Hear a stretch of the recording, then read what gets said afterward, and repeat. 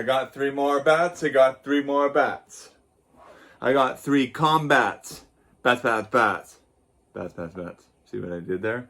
Yo, 3 original combats. I'll start from the very beginning.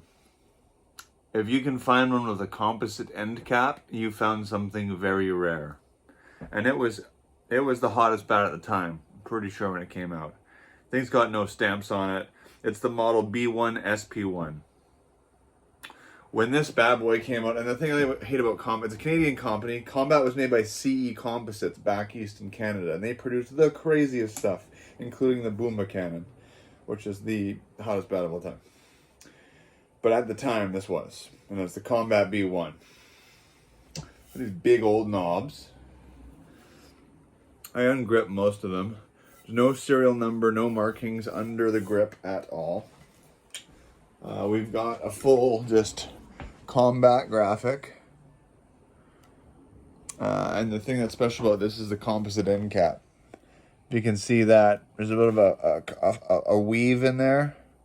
There's no end cap, no plastic anything. It's just straight up composite end cap. So sweet graphic with the B1 Da Bomb. Everyone remembers this B1 Da Bomb logo with the bullet.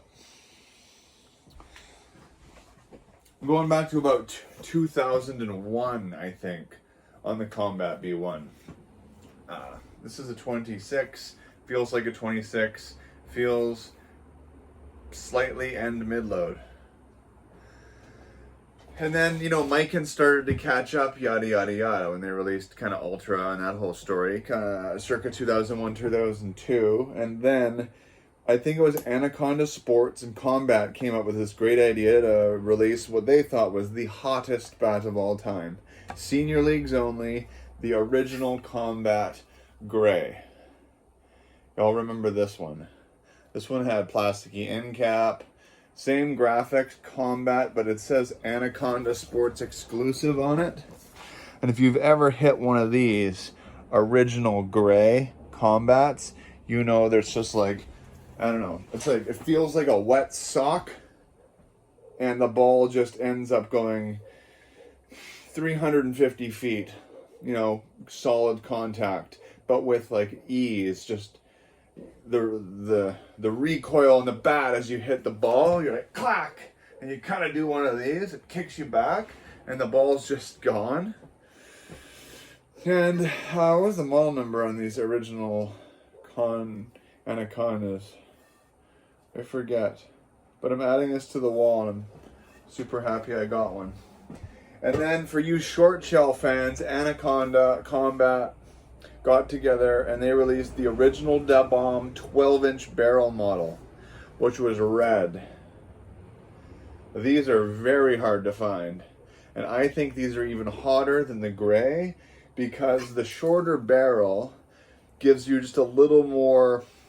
In the ball world, it's called COR. It stands for coefficient of restitution. That basically just means like the compression and what it wants to restore back. So when the bat wall flexes, like what technology of core design does the material have to want to trampoline back to its original shape? And I think it does a fiercer job of recoil on a shorter barrel, if you can think about the physical properties of that. So when you hit it on the screws with the Anaconda Red, the ball flight was insane. And if you can find a video of Jose Canseco hitting this thing, the balls are going like 450 feet on a Hope Canseco 3/4 swing.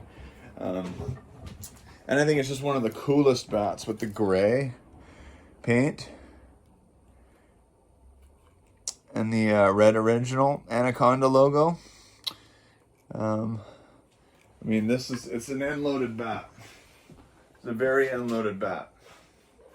But it feels fantastic, and it's going to look great on the wall with the original gray and the original B1 Da Bomb.